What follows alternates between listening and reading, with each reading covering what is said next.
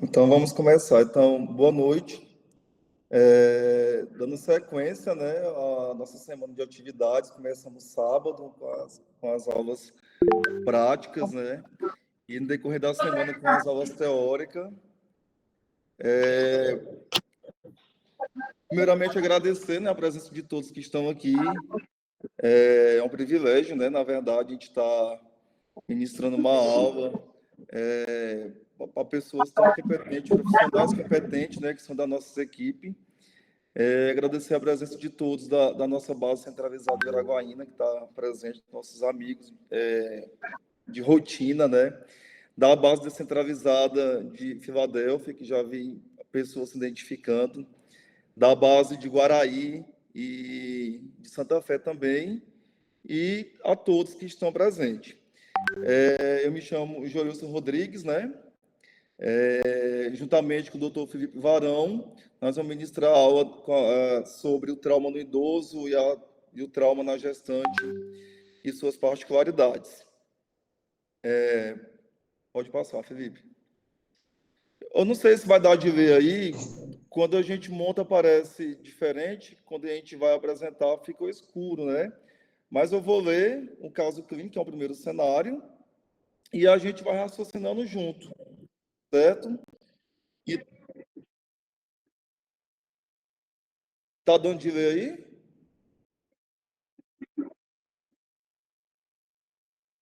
Tá bom. Então vamos lá, o primeiro cenário. Sua unidade é enviada para a casa de uma mulher de 78 anos que caiu de um lance de escadas. A filha afirma que haviam se falado ao telefone há apenas 15 minutos. É, E que ela estava indo na casa da sua mãe para poder levar ela para poder fazer compras. Só que quando ela chegou em casa, encontrou a mãe caída no chão e chamou uma ambulância. Pronto, a ambulância foi até o local. No contato inicial da equipe, foi encontrado, né, a idosa deitada no final de um lance de escada e foi observado que a paciente é uma mulher idosa, cuja aparência corresponde à idade relatada, que é de 78 anos. Ao atendimento inicial, mantivemos a estabilização da coluna alinhada e percebeu que a idosa ela não responde aos comandos. Foi observado que ela tinha uma laceração na testa e uma deformidade no punho esquerdo. Porém, não havia hemorragias externas. E ela estava usando uma pulseira na qual identificava que ela era diabética. Certo? Então, a gente está se tratando de uma idosa que ela teve um trauma e que ela tinha uma comorbidade pré-existente. Então, para a gente poder pensar junto, a primeira pergunta que é ser feita, que eu vou fazer, é se a queda causou a mudança do estado mental dela ou se teve algum evento que antecedeu. Porque, tendo em vista que ela não obedecia os comandos, né? A outra pergunta, se o mecanismo do trauma pode ser também comparado com o trauma em jovens.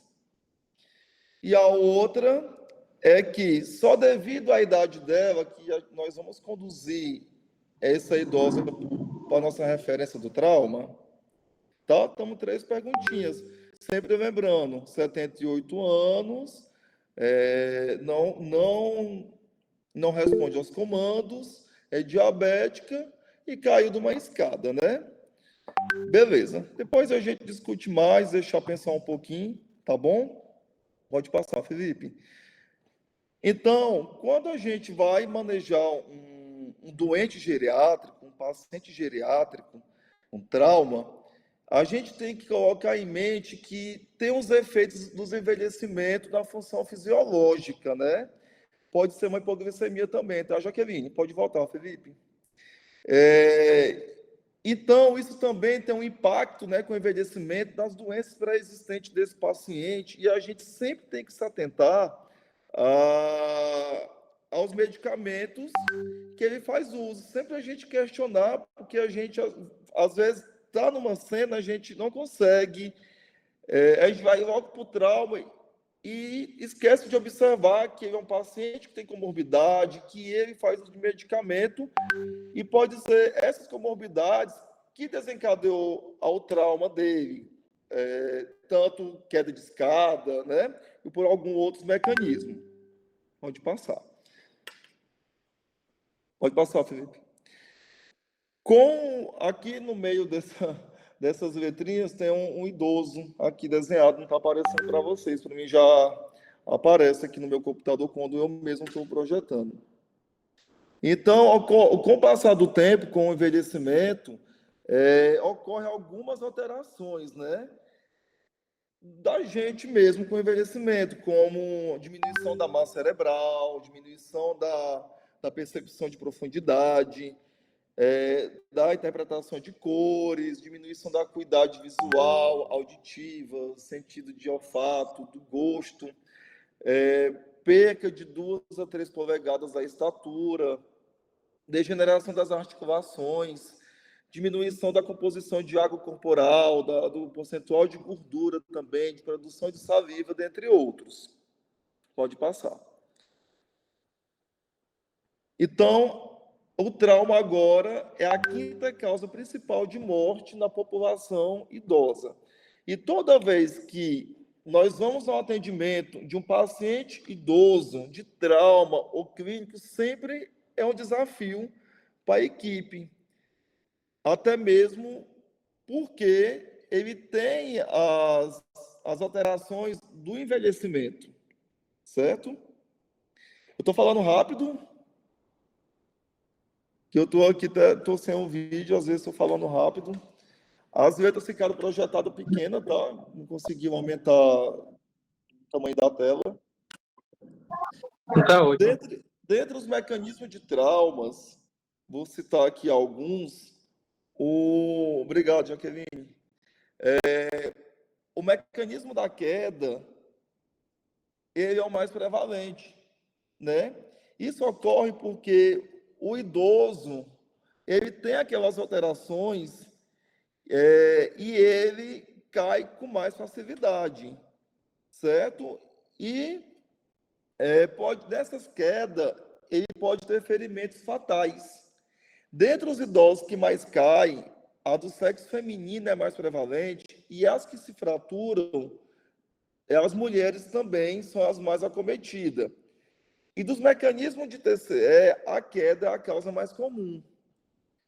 E para isso temos alguns fatores de risco, que a gente está citando sempre isso, né? A idade avançada, a deficiência física, a história de queda anterior, né? Pode ser um grande caidor, né?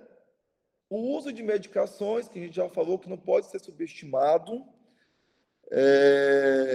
as demências, uma marcha instável e as próprias deficiências, né? Visuais, cognitiva, neurológica.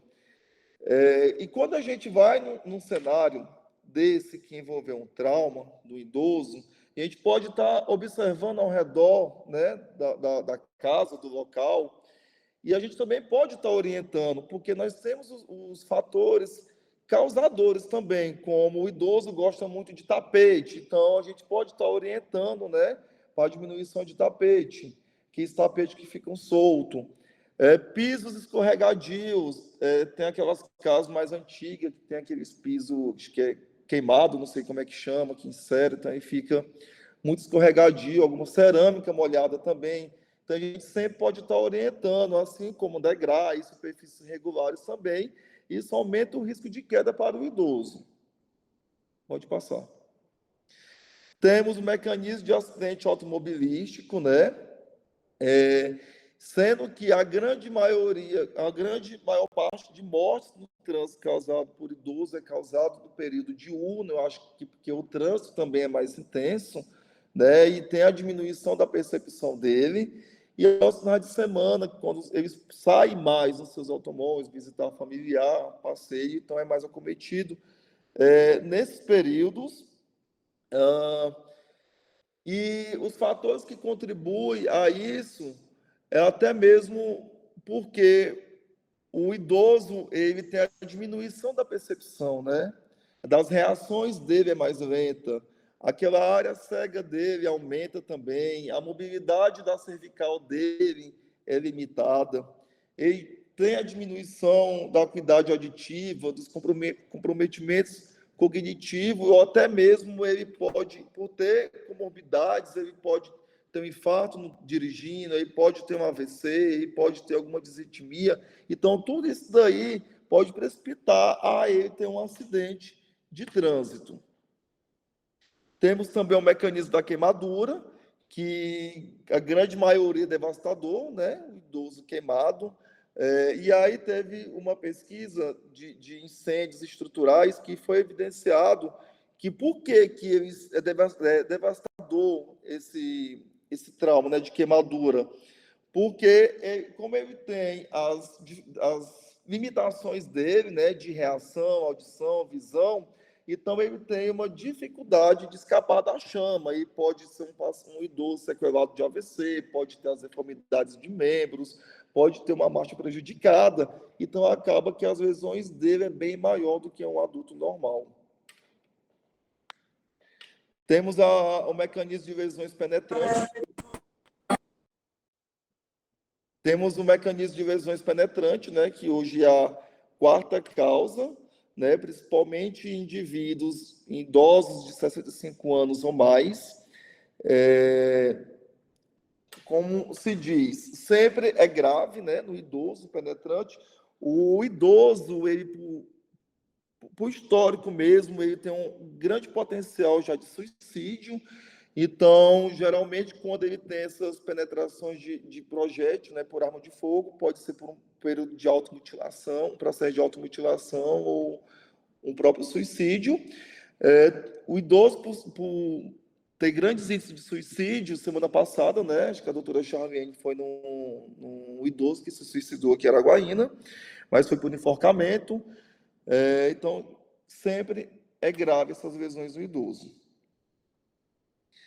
Na avaliação, a gente segue a mesma linha de raciocínio dos princípios do ATLS, do adulto, né? Porém, tem as suas particularidades, como, por exemplo, na via aérea, observar se o idoso faz uso de dentadura, porque essa dentadura pode se soltar e pode obstruir a via aérea. O idoso também tem as alterações artríticas da coluna cervical, que a gente pode ter a dificuldade maior no manuseio, assim como a abertura da boca também. Então, tudo isso daí pode dificultar o manejo da via aérea dele.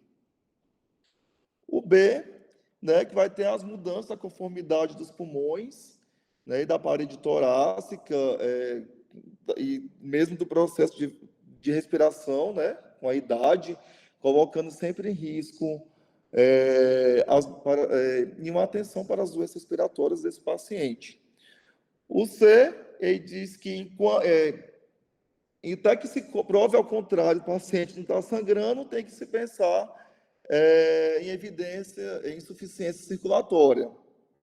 Sempre atentando às doenças cardíacas pré-existentes desse paciente, né? Uma resposta clássica é hipovolemia, e a probabilidade de medicamentos cardiológicos. Então, todo atendimento idoso, a gente tem que se atentar às comorbidades dele e às medicações que ele faz uso.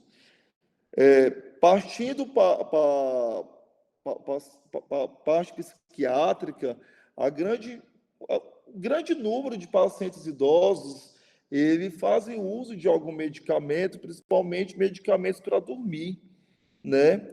Então, isso daí pode alterar o sistema neurológico dele também, fazendo ele ter algum desmaio também, né? Partindo por dentro da parte neurológica, propriamente dita, o TCE, né, no idoso, tem grandes proporções, né? Muitos idosos têm TCE devido à queda, e o envelhecimento faz com que a duramáter esteja mais aderente ao crânio, aumentando assim o risco de hematoma peridural, e sempre eu estou focando que a gente tem que investigar as medicações do paciente, né? Como anticoagulantes também, antiplaquetários, a gente tem que perguntar no todo o contexto de medicações dele. A exposição ao paciente, a exposição ao ambiente, os idosos são mais frágeis, né? Eles podem ter a perca de gordura, que já foi citado, as deficiências nutricionais, as doenças, mais uma vez falando, e tomar cuidado com a hipotermia dele no atendimento. E pode ter complicações complicações na imobilidade. Então, sempre ter uma avaliação rápida e sempre que possível, após a avaliação, de afastar os riscos, a gente tem que retirar a prancha rígida dele do colar cervical para a gente poder até mesmo estar evitando uma úlcera de pressão ou um delírio do paciente. E sempre dando a importância que tem que prevenir a hipotermia desse idoso. Temos as lesões específicas, né? Como a queda, né? Que é prevalente. Então, uma simples queda do idoso, que para nós pode ser sim, mas por aí pode ter fratura de costela, né? Que essas fraturas de costela podem ser pela queda, pelo acidente automobilístico também, e que ele fica mais propício a ter complicações respiratórias, principalmente desenvolver um quadro de pneumonia. Pelo mecanismo, pelo TCE, a gente tentar distinguir, né, de um delírio, de uma demência, de um quadro depressivo, né, porque dessas... E a fratura pélvica, que também é bem prevalente, pelo mecanismo da queda da própria altura também. Então, fratura de costela, TCE, fratura pélvica, está bem prevalente no idoso de queda da própria altura. Vamos passar. Uma observação no, cenário, no todo o contexto de cena de atendimento é o abuso no idoso. Toda a equipe tem que se atentar a isso.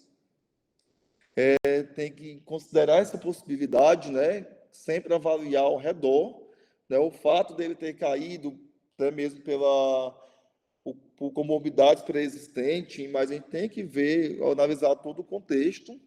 E o abuso, ele é definido como qualquer imposição intencional de lesão, confinamento irracional, intimidação ou castigo cruel, que isso vai resultar em dor,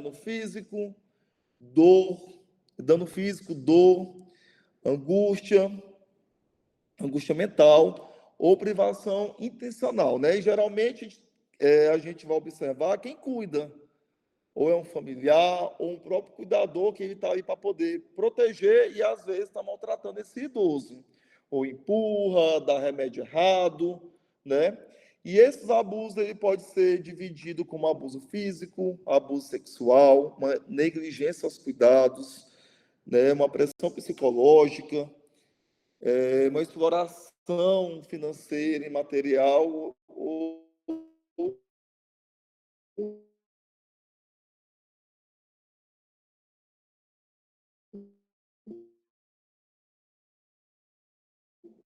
até mesmo a violação dos direitos humanos. Vou passar a final e esse slide ficou bom para poder ler aqui e destrinchar, né, o desfecho. Então, fazendo o desfecho daquele cenário, lembrando que era uma idosa de 78 anos, falou com a filha há cerca de 15 minutos que eles iam fazer compras.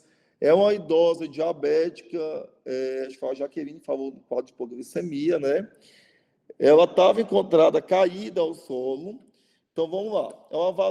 Ao avaliar o trauma em pacientes idosos, nem sempre é possível determinar imediatamente se o trauma foi o evento primário ou se ele foi secundário, né? A um evento médico, as comorbidades, né? Pode ter tido um AVC e caiu, pode ter ter tido um infarto e caiu, pode ter tido um episódio de síncope e caiu, certo? Então, os atendentes do pré-hospitalar devem procurar sinais de um evento médico anterior que possa ter levado a uma lesão traumática, não só tropeçou e caiu, e sem avaliar todo o contexto. lembrando que é um idoso, né?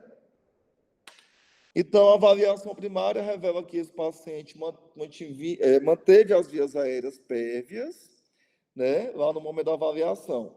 Ele tinha uma frequência respiratória de 16 RPM, não é hemorragia externa importante, porque o sangramento devido à testa foi controlado com leve compressão. A frequência cardíaca estava de 84, né? A pressão estava de 15 por 8. Então, controlou manualmente a cabeça, que foi a chegada na cena, imobilizou a coluna e a cervical. Isso não acontece aqui, mas aqui no nosso caso foi colocado no colchão a vácuo, vamos pular essa parte. E a gente já sabia que o paciente era um paciente diabético. Foi verificado o nível de glicose da idosa, para ver se tinha que corrigir, e não teve essa necessidade. E lá na última pergunta, se ia levar, né, para o centro do trauma. Então, dada a idade dela, o aparente traumatismo crânioencefálico e a magnitude da queda, tinha que transportar a paciente para para o centro de trauma. Aqui para nós é o hospital regional. Então, foi um caso típico de um idoso que levou uma queda que possui comorbidades, e a nossa referência para o centro de trauma, que para nós é o regional.